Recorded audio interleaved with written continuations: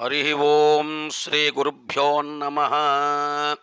त्रयंबकं यजामहे सुगंधिं पुष्टिवर्धनम् उर्वारुकमिव बन्धनान् मृत्योर्मुक्षेयमामृतात्।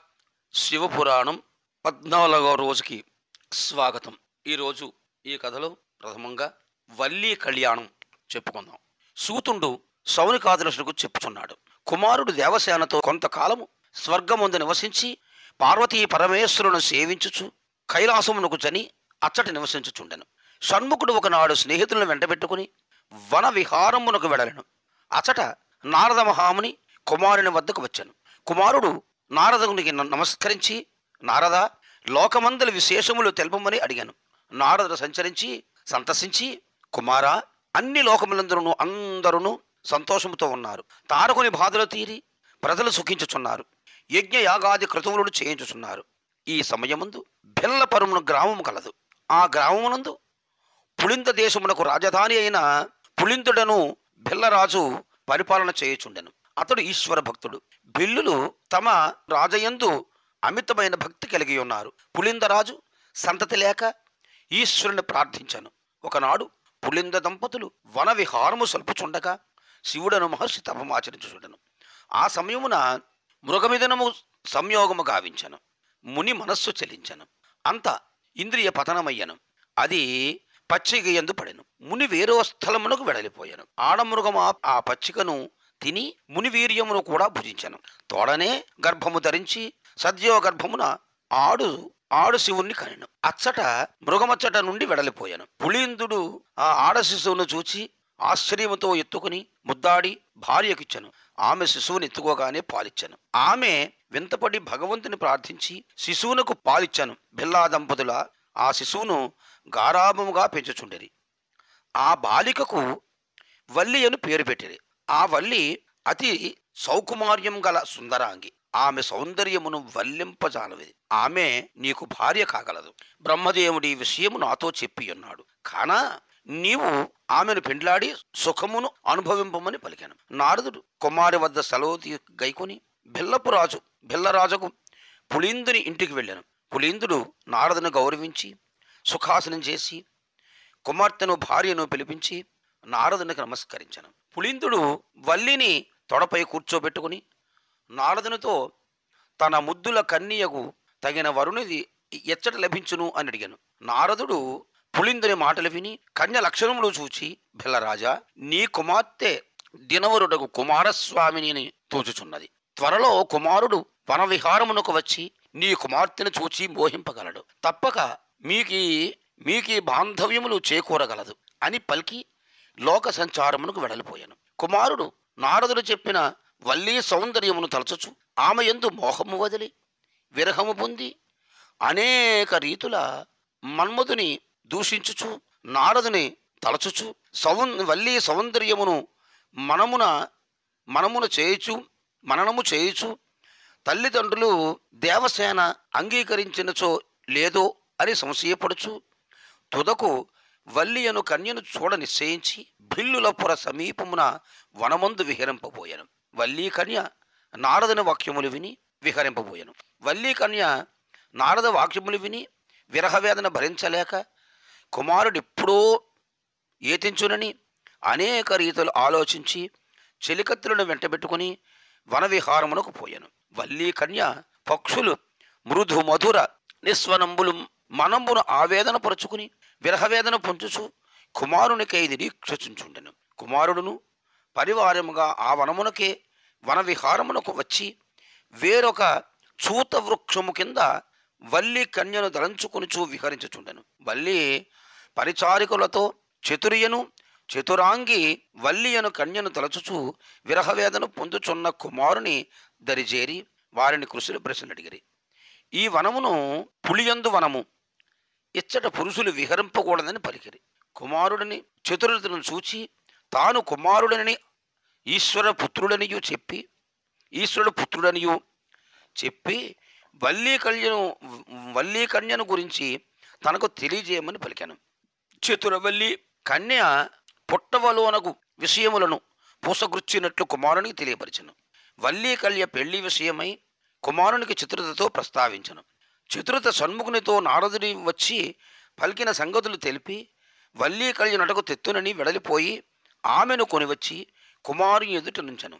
కుమారుడు చిత్రుడు యొక్క చాతుర్యమును సంతసించి వల్లీస్తమును పట్టుకొని, కాంతా, నన్ను గాంధర్వమును పెండ్లియాడమని పలికెను. వల్లీ కన్య కుమారుని సాహసములకు మెచ్చుకొని తల్లిదండ్రులకు తెలియనిదే పెండ్లి గావించుకున్న విరుద్ధమని తలచి చేయి వదిలను. చతుర వెంటనే వల్లిని తీసుకుని బిల్ల దంపతులకు జరిగిన వృత్తాంతమంతయును తెలిపి వనమందు కుమారుడున్నాడని తెలిపాను. రాజదంపతులు ఆనందమును పొంది కుమారుని కడకేగి వనమున కరుదించిరి. కుమారుడు వారిని గౌరవించను. వారు సంతసించి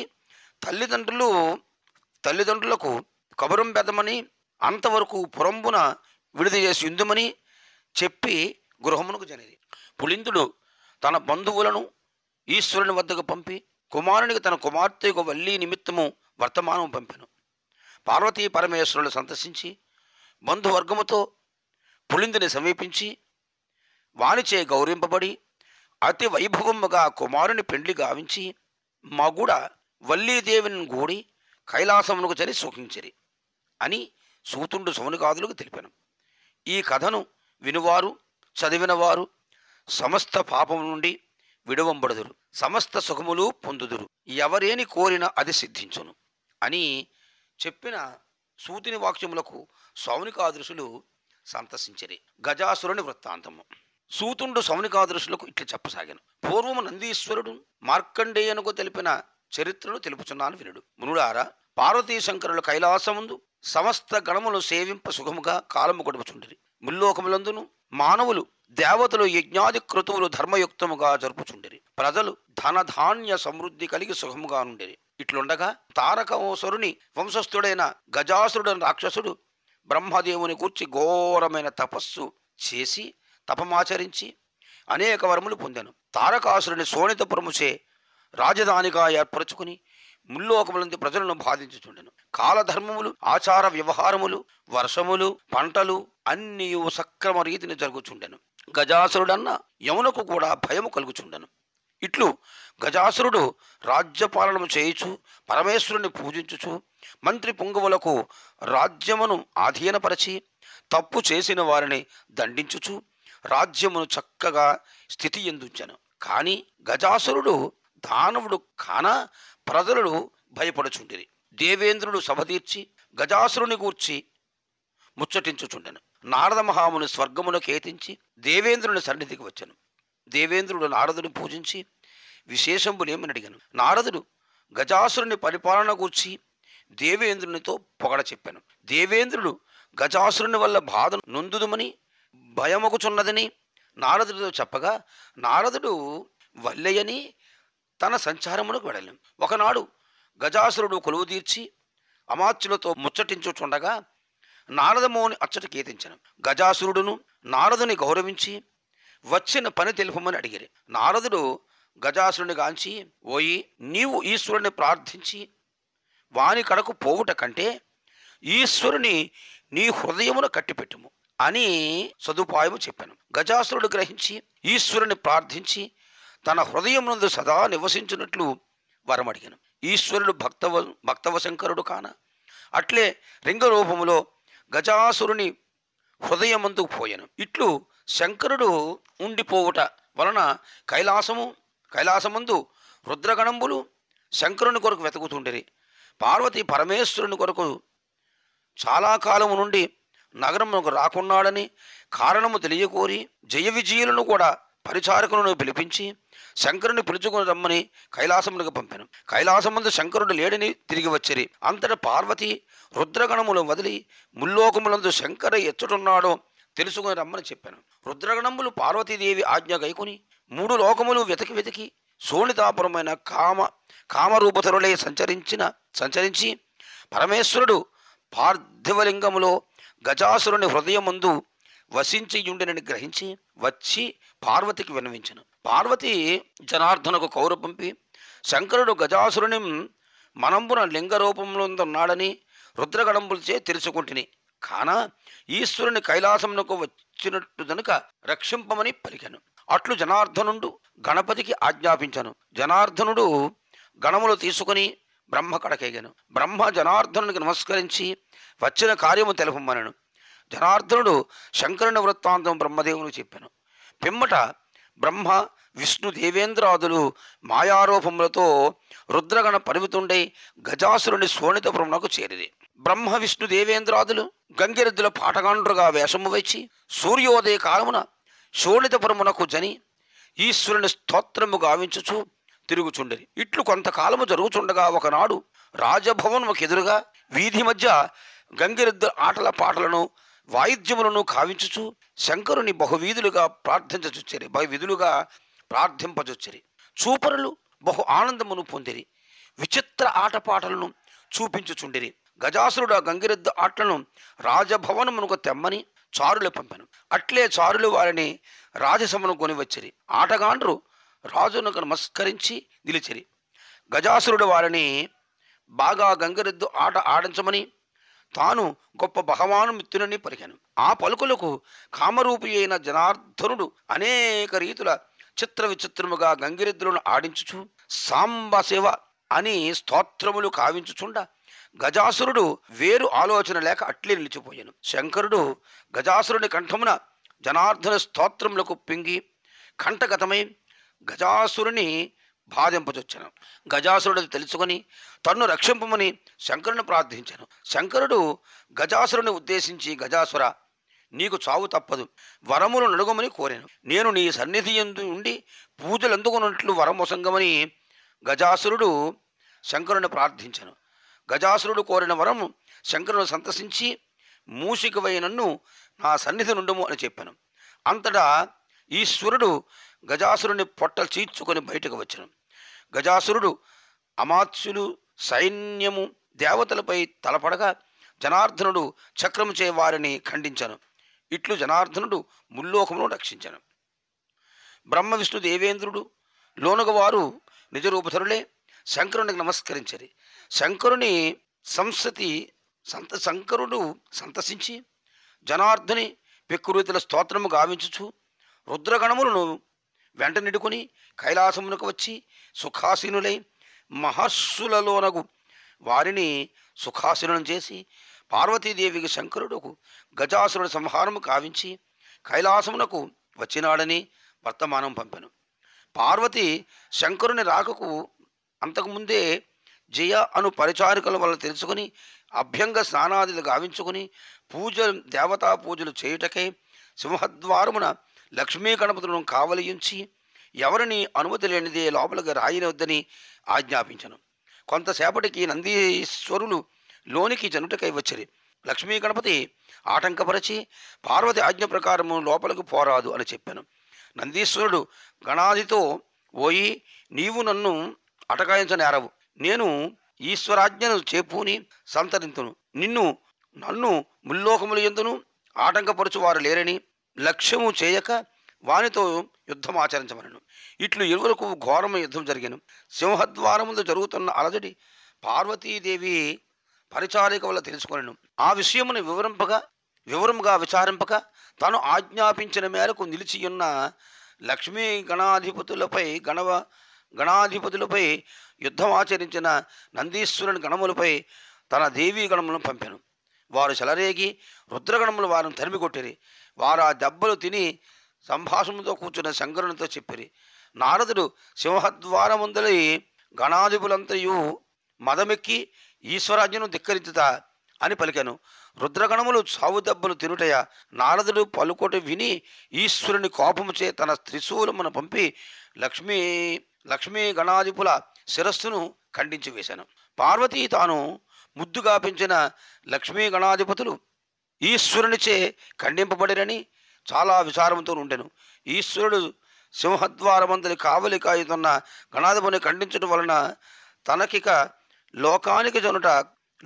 లోనికి జనుట ఆటంకము లేదని తలచి బ్రహ్మదేవుని విష్ణుమూర్తిని వెంట పెట్టుకుని పార్వతీదేవి సాధాంతరమునకు జరిగిన. పార్వతీదేవి అభ్యంగ స్థానంలో పూర్తి గావించుకుని మంగళాకార శోభితమై ఉండను. కాన లక్ష్మీ గణపతులు ఈశ్వరుని ఖండించనని కోపంతో వారిని గౌరవింపకుచుండెను.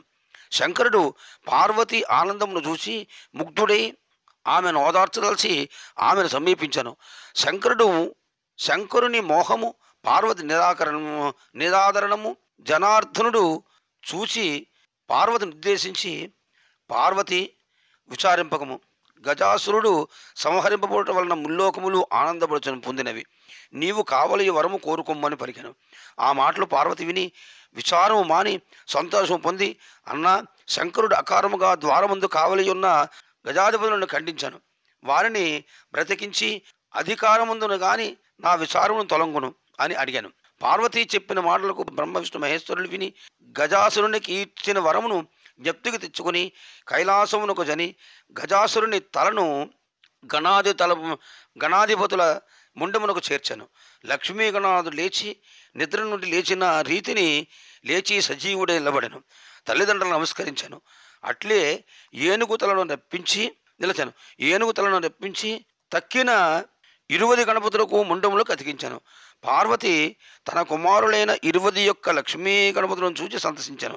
విశ్వదర్శియను ఉపబ్రహ్మ పార్వతీ పరమేశ్వరుడు నమస్కరించి తన కుమార్తెలు జయలక్ష్మీలోనుగా వారందరినీ లక్ష్మీ గణపతులకు ఇచ్చి వివాహము కావింతులని పలికెను. బ్రహ్మ విష్ణు మహేశ్వరాదులు ఆ సంగతిని సంతసించి ఆనందముతో శుభముహూర్తమున 21 లక్ష్మీ గణపతులకు బ్రహ్మ ఉపపుత్రికలను వివాహము ఇచ్చి గావించిరి. పార్వతీ పరమేశ్వరులతో లక్ష్మీ గణపతులకు సర్వగణములపై అధికారము ఇమ్మని కోరారు. అప్పుడు ఈశ్వరుడు పార్వతి అభిమతము మేరకు ఆలోచిస్తుండగా లక్ష్మీ గణపతులు బ్రహ్మకు నమస్కరించి నిలిచిరి. కుమారస్వామి వచ్చి పార్వతీ పరమేశ్వరులకు తన గణాధిపత్యమును కోరాను. శంకరు కుమారుడు, నాయన, నీవు దేవగణములపై అధికారం వహించితివి, లక్ష్మీ గణపతులకు రుద్రగణములపై అధికారం ఇచ్చుచున్నాము, అట్లు అంగీకరింపు అని పలికెను.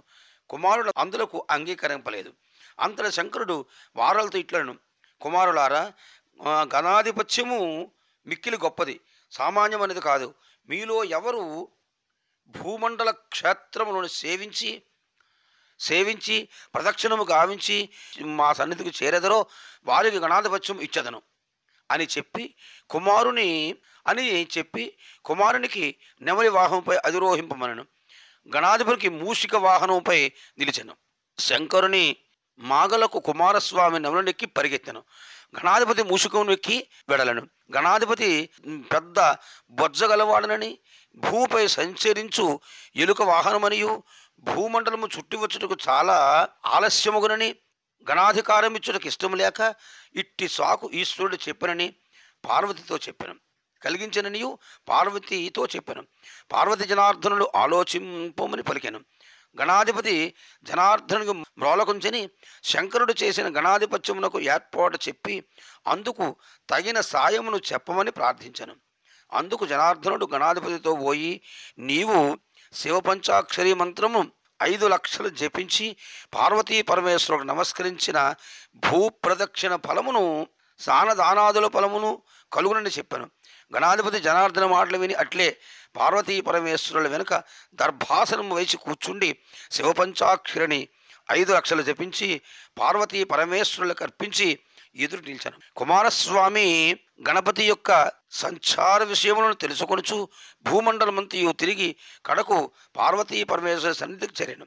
సభలోని వారు గణపతి ఎచ్చటకు వెడలకుండానే గణాధికారమును పొందదలిచినారని తలంచుచుంటిరి. కుమారస్వామి శంకరునితో పోవకముందే గణాధిపతి క్షేత్రమందు స్నానమాడి దానములు గావించి వెడలనని, క్షేత్రమునందు స్నానమాడి దానాదులు గావించి వెడలని చెప్పారు.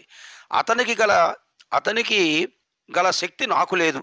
నేను స్నానాధికములు చేయక మునిపే భూప్రదక్షిణ గావించి తిని కాన గణాధిపత్యం వానికే ఇవ్వనని పలికారు.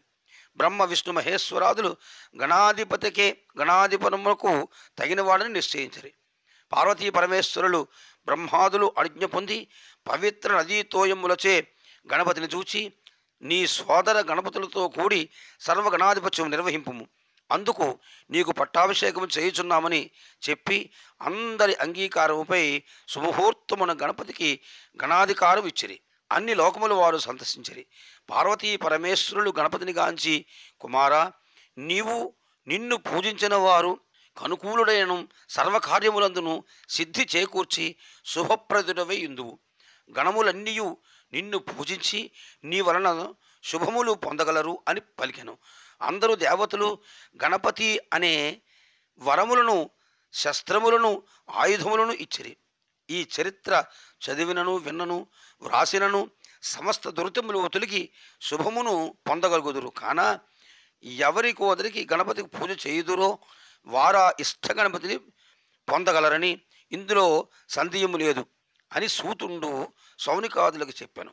త్రిపురాసుర సంహారం గురించి కూడా తెలుపమని సౌనికాదులు సూతిని అడగగా సూతుడు త్రిపురాసుర సంహార కథను సౌనికాదులకు చెప్పతొడగాను. ఇప్పుడు త్రిపురాసుర సంహారం సూతుడు చెప్పుచున్నాడు, సౌనికాదులు వినుచున్నారు. పూర్వము తారకాసురు సంహరించినప్పుడు తారకాసురుని కుమారులకు తారకాక్షుడు, కమలాక్షుడు, విద్యున్మాలి అను పేర్లు గల బాలులను వెంట పెట్టుకుని తారకాసురుని భార్య రసాతలమునకు వెడలిపోయి బాలులను అల్లారు ముద్దుగా పెంచుచుండెను. తారకాసురుని కుమారులకు తల్లి శుక్రాచార్యుని చేత విద్య నేర్పించుచుండెను. కాలక్రమమున తారకాసురుని పుత్రులు ముగ్గురును పెరిగి పెద్దవారే తండ్రి యొక్క చరిత్రను తెలుసుకుని మేరు పర్వతమున ఆహార నిద్రాదులను త్యజించి తదేకతతో తపమాచరింపసాగిరి. అట్లు 10,000 సంవత్సరములు బ్రహ్మ గూర్చి తపమాచరించగా బ్రహ్మ వారి తపమునకు మెచ్చి వలయు వరములు కోరుకోమని చెప్పాను. తారకాక్షులు బ్రహ్మవాక్యములను విని రథమును గాని రథము విల్లు బాణము కానట్టి బాణముకి చే కానీ రధికుడు మమ్ములను చంపిన మరణించినట్లు లేకుండా మరణము చేయనట్లు వరం అడిగాను. రథము కాని రథము విల్లు కాని విల్లు బాణము కానట్టి బాణము చే రధికుడు మమ్మల్ని చంపిన మరణము లేకున్నట్లును సమస్త ధనధాన్య సంపదలతో తులతూగు వరమును ఇచ్చుచు సదాశివునికి భక్తుల మెలంగనట్లు బంగారము, వెండి, అయస్కాంతములతో తయారైన పురమునందే మేముండునట్లు ప్రసాదింపమని కోరగా బ్రహ్మదేవుడు విశ్వకర్మను పిలిచి తారకాక్షులకు తగు రీతితో పురమును నిర్మించి ఇమ్మని ఆజ్ఞాపించాను. అంత బ్రహ్మ అంతర్హితుడయ్యను. విశ్వకర్మ బంగారు, వెండి, ఇనుములతో బ్రహ్మ ఆదేశానుసారము 3 పురములను నిర్మించి భూమండలమునకు అంటకుండా ఆకాశమునందు లాగున సమస్త ప్రకృతి సౌందర్య లక్షణములతో తొలతూగునట్లు చేసియించెను. సువర్ణ పట్టణమునందు తారకాక్షుడు, రజిత పట్టణమునందు కమలాక్షుడు, అయస్కాంత పట్టణమునందు విద్యున్మాలియులు నివసించరి. తమ నగరములకు త్రిపురములని పేరిడరి. వారు సత్యలోకము నుండి పాతాళలోకమునకు తిరుగుచు అందరినీ బాధించుచుండిరి. దేవేంద్రాదులు వారి బాధలు భరించలేక ఒకనాడు బ్రహ్మ కడకేగి వారితో చెప్పుకొనిరి. బ్రహ్మదేవేంద్రాదులను నిడుకుని జనార్దుని కడకేగి త్రిపురాసుల బాధల గురించి చెప్పాను. వారి మాటలు విని త్రిపురాసురులు తపోనీతి గలవారని పరమేశ్వరుని ప్రీతి కలిగించు భక్తులని గ్రహించి వారి ఆజ్ఞాలుగాను భక్తి రాహిత్యులుగాను చేయుటకు సంకల్పించి బుద్ధిమతమంతయు ఉదయింపజేసి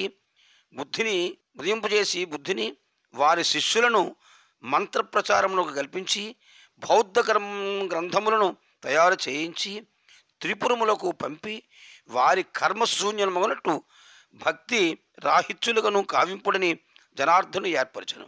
బుద్ధుడయ్యేటట్లే శిష్యులతో త్రిపురములకు జనిన బ్రహ్మాదులు విష్ణుకడ సెలవు గైకొని జనిరి. జనార్దనోపతి బౌద్ధ సన్యాసులు త్రిపురములకు జని సమీప వనములందు నివసించుచు బౌద్ధమతమును బోధించుచుండిరి. క్రమక్రమముగా రాజసభకు బుద్ధిని వారి శిష్యులను పిలిచి వారి మత ధర్మమును గూర్చి అడగగా వారిట్లు బోధించిరి. త్రిపురాసురులారా, సృష్టిక్రమమునందు కర్మములు లేవు, వాయు వరుసలు లేవు, లింగభేదమే సృష్టించబడినది. కాన తల్లి, తండ్రి ఈ మొదలైన బంధుత్వములు సృష్టిక్రమమునందు లేవు. ఇవన్నీ మనను బాధించడానికి ఏర్పాటు గావించబడినవి అని పలుకగా జనార్దనుడు పంపిన మాయావారిని ఆశ్రయించి బౌద్ధమతమును స్వీకరింప నిశ్చయించరి. బౌద్ధులు సంతసించి త్రిపురాదులను అందరినీ బౌద్ధుని యొద్దకు తీసుకొని వచ్చి అంత బౌద్ధుడు వారి యొక్క తమ తమ గొప్పతనమును వర్ణించి హింసాముఖ్య ధర్మమును బోధించుచు బ్రహ్మాదులను మన వంటి వారేనని, ధనము ప్రధానమనియు స్వర్గలోకమే వేరుగా లేదనియు శాస్త్రములు బోధించను.